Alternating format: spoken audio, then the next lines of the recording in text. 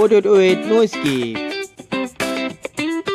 হে guys, good morning everyone. ওয়েদারটা কুসুম কুসুম, মনে হচ্ছে বৃষ্টি পড়বে। আজকের খাওয়াটা ছিল পুরো হাই প্রোটিন, মানে 100 to 100% প্রোটিন। গাড়িটা দিলাম, চলে আসলাম পেট্রোল পাম্প, গাড়ি রাখলাম, এখান থেকে একজনকে পিক আপ করলাম, চলে আসলাম কাজের জায়গায়। আজকের কাজটা হলো এখানে ফল সিলিং বানানো হচ্ছে, এখানে সব রুমে রুমে তার ফালানো হবে। তো ফার্স্ট আগে তারটা ফেলে নিই, তারপর তোমাদের দেখাই এখানে কিরকম লাগে। কাজে আসার পর এসে বললাম ছাদে ওঠার পর দেখলাম ছাদটা খুবই প্রিমিয়াম ছিল, আর এখানে কিছু অল্প ফটোগ্রাফি করলাম, ভিডিও করলাম, খুবই ভালো ছিল, মানে সৌন্দর্য আর কি। কিছুক্ষণ টাইম পাস করার পর লেগে বললাম আবারও কাজে। আর কাজ করতে করতে আমার একটাই মজা লাগে যে হ্যাঁ, কাজ কোনোদিনও ছোট বড় হয় না, কাজ সবার জন্য একই হয়।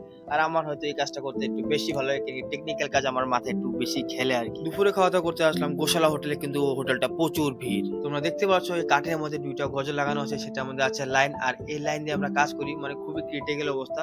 যাই হোক, রিস্ক নিয়েও হয়তো কাজটা করতে লাগে আমার। অনেকেই বলে যে অল্প একটু কাজ করে এত টাকা নিয়ে যায়। হ্যাঁ, যারা হয়তো এই কাজগুলো করে তারা জানতে পারে যে কত রিস্কে কাজগুলো করে।